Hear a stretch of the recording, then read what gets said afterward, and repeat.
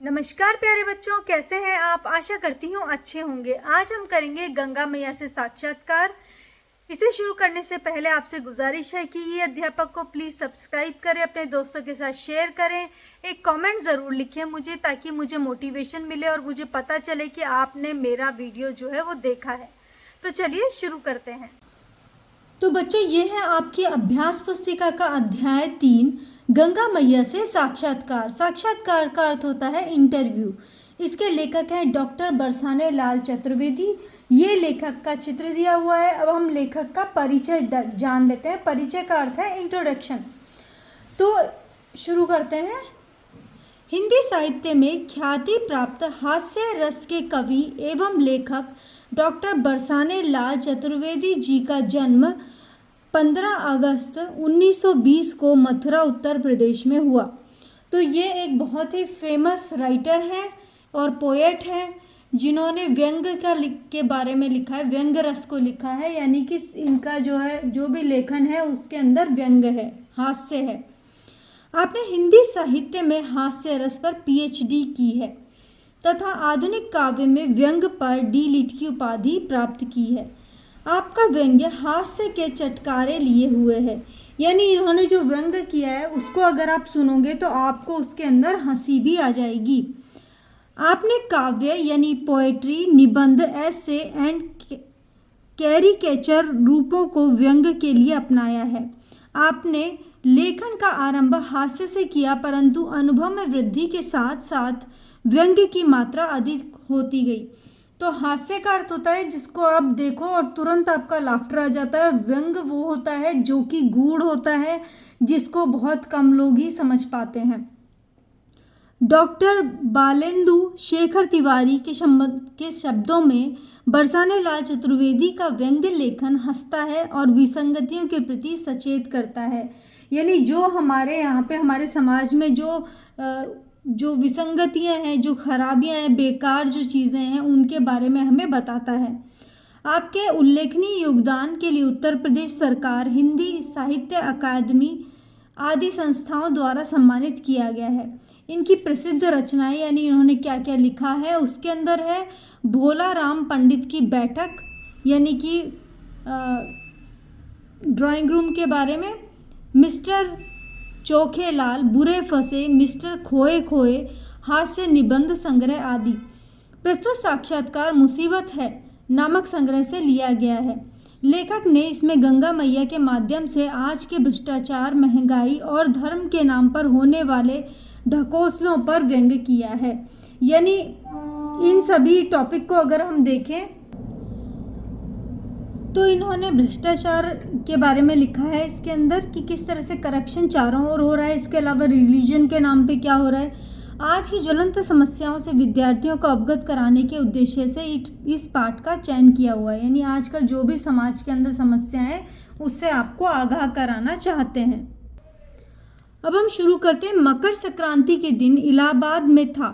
गंगा मैया के निजी सचिव से 2 मास पूर्व ही समय ले चुका था। यानी वो एक व्यंग के अंदर कह रहे हैं कि गंगा मैया यानी गंगा रिवर जो है उसके बारे में कि उनके पीए से उन्होंने 2 मंथ बिफोर ही अपॉइंटमेंट ले लिया है। माँ मंदिर में विराज रही थी, यानी अपने मंदिर में थी। चेहरे पर उदासी थी, डलनेस थी। मैंने जाकर माँ के चरण छुए, यानी उनके फीट को टच किया। पास ही में एक मृगछाल पड़ी थी, यानी डियर का जो स्किन होती है वो थी। मैं बैठ गया, प्रश्न लिख कर ले गया था। उन्होंने उत्तर बड़े ही स्नेह भाव से दिए। पूरा इंटरव्यू प्रस्तुत किया। तो ये क्वेश्चन है, ये लेखक कर रहा है और आंसर है वो गंगा मैया दे रही है। माता जी, कुछ विशेषज्ञ कह रहे हैं कि आप में भी प्रदूषण प्रवेश कर गया। यानी अभी तक क्या था कि गंगा मैया जो है वो सबके पापों को धोती हैं, वो किसी भी प्रकार से दूषित नहीं हो सकती। तो लेखक व्यंग कर रहे हैं कि आप में भी प्रदूषण हो गया, पोल्यूशन हो गया है। उत्तर, वत्स तुमने ठीक ही सुना है, मेरी स्वयं समझ में नहीं आ रहा है कि यह क्या हो रहा है। गंगा मैया कह रही भी मेरी समझ में नहीं आ रहा है कि मैं कैसे पोल्यूटेड हो रही हूँ।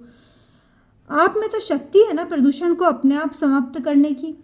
जो भी ये कहते हैं वे उल्लू ही नहीं, उल्लू के आस्थावान शिष्य भी हैं। यानी वो कह रही हैं कि ऐसा नहीं है कि मेरे अंदर पोल्यूशन नहीं हो सकता है। जो अगर ये कह रहे हैं कि मेरे अंदर पोल्यूशन हो ही नहीं सकता, वो उल्लू हैं। तब और क्या कारण हो सकते हैं वत्स? पूरे देश का वातावरण ही जब प्रदूषित हो गया है, तब मैं कैसे बच सकती थी? आप ठीक कह रही हैं। चरित्र का संकट चर्चा का विषय है, यानी सभी का कैरेक्टर जो है उसके ऊपर इन्होंने पॉइंट आउट किया है। बेटा, मेरा वो अंग ही तो था। यह इसलिए कह रही हूँ कि वो अब अतीत की वस्तु हो गया है। एक दिन मेरे पास आया था, बहुत ही दुखी था। मैंने उसे ढांढस बंधाया, किंतु उसकी आंखों से आंसू निकलने बंद नहीं हुए। यानी गंगा मैया कह रही है कि उनके पास कैरेक्टर आया था। ये एक व्यंग है। इसके अंदर आपका कैरेक्टर, मेरा कैरेक्टर, सभी का कैरेक्टर है कि आज का कैरेक्टर है वो जो है उस संकट में है और वो गंगा मैया के पास आया है। अब चरित्र भैया कहाँ है? मुस्कुराते हुए, बेटा शब्दकोशों में उसका नाम शेष है, यानी केवल डिक्शनरी में ही है। अब उपदेशकों के प्रयोग में आ रहा है, यानी जो भी लेक्चर देते हैं वो लोग यूज़ करते हैं। मास्टर लोग भी छोटी कक्षाओं के विद्यार्थियों को पढ़ाते समय कभी कभी इस शब्द का प्रयोग करते हैं। तो जो टीचर्स हैं वो इस शब्द का प्रयोग करते हैं कैरेक्टर का। प्रश्न है अगला, चरित्र के अस्तित्व को किसने मिटाया है? सेवा करने से चरित्र बनता है। सेवा रानी को मारकर जाने कहाँ भाग गया है। तो जो गंगा मैया वो कह रही हैं कि आप अगर दूसरे की सेवा करेंगे, उसकी बातें मानेंगे, किसी का काम करते हैं, तो उससे आपका चरित्र जो है वो अधिक बलवान होता है। लेकिन ऐसा नहीं हो रहा है। अब तो सब मेवा बटोरने में लगे हैं। सेवा ही परमो धर्म, यानी सेवा ही सबसे बड़ा धर्म है के स्थान पर मेवा ही परमो धर्म, यानी मेवा ही सबसे बड़ा धर्म है कहने लगे हैं। माँ, आप सब सच कहती हैं। हाल ही में एक राज्यपाल ने इस प्रकार के भाव व्यक्त किए थे कि पूरा कुएं में ही भांग घुल गई। तू न कह मेरी और मैं न कह दूं तेरी, यानी किसी राज्यपाल ने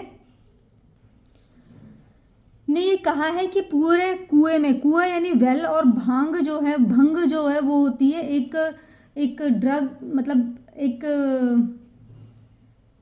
एक आयुर्वेदिक बोल सकते हैं, जिसको खाते हैं तो उससे नशा हो जाता है। तो वो कह रहा है कि एक गांव में अगर मान लीजिए उसके अंदर एक कुआं है तो पूरे कुएं में ही भांग घुल गई है, यानी हर एक कोई आजकल करप्ट है। उत्तर, बेटा सत्य तो निर्भय है, यानी सत्य, ट्रुथ को किसी का भी डर नहीं होता, उसे किसी का डर नहीं है, वह तो स्वयं बोलता है। तुझे कैसा लगता है? व्यापारी मुझ में स्नान करके जाते हैं, मेरे जय का नारा लगाते हैं, तिलक छापे लगाते हैं और बाद में। माँ, आपने बिल्कुल मेरे मन के भावों को अभिव्यक्त कर दिया है। यह असंगति क्यों है? तो वो लेखक कह रहा है कि आपने जो मैं चाह रहा था, मेरे मन में जो था, वही तुमने बोल दिया। बेटा, वे समझते हैं कि वे कैसे भी कर्म करें, मैं उन्हें तार दूंगी। प्रदूषण तो छुआछूत का रोग है। जनता को कष्ट देकर मेरी शरण में आते हैं और मेरे निर्मल जल को मलिन करके चले आते हैं। तो वो कह रहे हैं कि लोग जो है बुरे काम करते हैं और सोचते हैं गंगा मैया में मैं अपने पाप धो के एकदम पवित्र हो जाऊंगा। तो ऐसा नहीं है, ऐसा उन्हें नहीं करना चाहिए। हाँ माँ, अपने देश में धर्म को जीवन से अलग रखा जाता है। आज तो निर्मलता और पवित्रता आनी चाहिए, किंतु ऐसा नहीं है। जब तक गीता आदि धार्मिक ग्रंथों के अनुसार आचरण नहीं करते, तब तक अपेक्षित सुधार नहीं हो सकता। यानी अपने जो रिलीजियस बुक्स हैं उनको फॉलो करना चाहिए। इस कार्य को कैसे किया जा सकता है? उत्तर, बेटा देख रही हूँ महंगाई, रिश्वतखोरी, पाशविकता बढ़ती चली जा रही है। इसका कोई अंत दिखाई नहीं देता। धर्म का भी व्यापारीकरण हो रहा है। राजनीति के बारे में तो गिरा अनयन नयन बिनु पानी। तो आपस में ऐसे लड़ रहे हैं जैसे नगर पालिका के स्कूल में कक्षा के बच्चे। तो वो कह रही हैं गंगा मैया कि आजकल तो चारों तरफ को जो है करप्शन है और लोग जो हैं वो पशुविकता यानी पशुओं की तरह व्यवहार कर रहे हैं। महंगाई यानी हर चीज़ के दाम बढ़ गए हैं। धर्म जो है यानी रिलीजन है उसको भी आजकल ऐसे यूज़ करते हैं जैसे वो किसी बिजनेस को कर रहे हों। पॉलिटिक्स का तो बुरा हाल है, ऐसे लड़ते हैं पॉलिटिशियन एक दूसरे से जैसे स्कूल के बच्चे हों। दल से दल लड़ता है, दलों के अंदर लड़ाई चलती है जो दलदल पैदा करती है। बेटा कारण अलग अलग बताते हैं पर असली झगड़ा कुर्सी का है। कुर्सी तो बाजार में खूब उपलब्ध है, सस्ती हो या महंगी से महंगी। उत्तर दे रही है गंगा मैया। बच्चे के ताऊ मुस्कुराते हैं।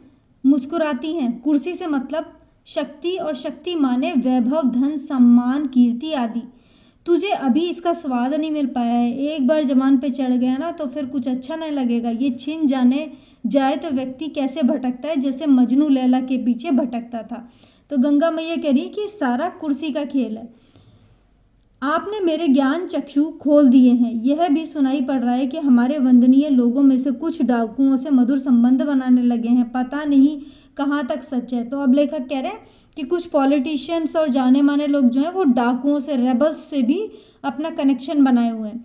जीवन मूल्यों का जब अंतिम संस्कार कर दिया जाता है तब यही परिणाम होता है। तुम मेरे प्रदूषण की बात करते हो। उस दिन दक्षिण की कावेरी बहन मिली थी, यानी साउथ के अंदर नदी बहती है, उसका नाम है कावेरी। वह बता रही थी कि हाल ही में एक सर्प ने एक मनुष्य के संपर्क में हो जाने से आत्महत्या कर ली। यानी एक स्नेक जो है वो आदमी के संपर्क में है और उसने सुसाइड कर लिया। सच माँ, मनुष्य के इतना गिर गया है, समझ में नहीं आता। पशु पक्षी तक इनके कुकर्मों पर हंसने लगे हैं। मैंने स्वयं आज पढ़ा कि जमीन न मिलने पर एक सुपुत्र ने अपनी माँ को समय से पूर्व ही इस भौतिक संसार से मुक्ति दिला दी। यानी उसको अब उसकी माँ की जमीन जायदाद और उसके संपत्ति चाहिए होगी, तो क्या किया, एक सुपुत्र ने, बेटे ने ही अपनी माँ को मार दिया। उत्तर, बेटा तुम देख रहे हो हरिजनों पर कैसे अत्याचार हो रहे हैं। मैंने तो अपनी गोद में सबको समान रूप से खिलाया है, कभी भेदभाव नहीं किया। ये मेरे कैसे भक्त हैं जो अपने ही भाई बहनों को मौत के घाट उतार रहे हैं। मुझ में प्रदूषण आने के लिए ये सब घटनाएं क्या काफ़ी नहीं है। हरिजन यानी बैकवर्ड क्लास जो है उसके ऊपर जो अभी अत्याचार हो रहे हैं उसके बारे में बोल रही हैं। क्षमा करो माँ, आपने जितना समय दिया उससे अधिक मैंने ले लिया। अंतिम प्रश्न का उत्तर दे दो, भविष्य की क्या संभावना है, यानी फ्यूचर में क्या होगा। बेटा प्रकृति सर्वशक्तिमान है, ऐसा पहले भी हुआ है। पतन की जब पराकाष्ठा हो जाती है तभी पुनरुत्थान की किरणें फूटती हैं। माँ बहुत बहुत धन्यवाद। तो गंगा मैया कह रही है कि चाहे कितना ही बुरा हो जाए, कुछ भी हो जाए, लेकिन जब हमारा पतन, जब हमारी पराकाष्ठा हो जाती है पतन की, यानी हमारे संसार में बुरे कर्म बहुत अधिक बढ़ जाएंगे, तो क्या होगा, पुनरुत्थान होगा। यानी ये प्रकृति नष्ट होगी और फिर वापस से ये बनना शुरू होगी। तो यही नेचर है कि आप कोई चीज़ अचीव करना चाहते हो, उसके अंदर लगते हो और धीरे धीरे जब आप उसे अचीव कर लेते हो तो एक पीक पर पहुंचकर जो उसका हाईएस्ट पॉइंट है उसके बाद हर चीज़ के अंदर पतन आता है। तो इसी के साथ ये अध्याय समाप्त होता है। आशा करती हूँ आपको अच्छा लगा होगा। अपने दोस्तों के साथ शेयर करें। अगर कोई प्रॉब्लम है तो प्लीज़ कमेंट बॉक्स में मुझे लिखें।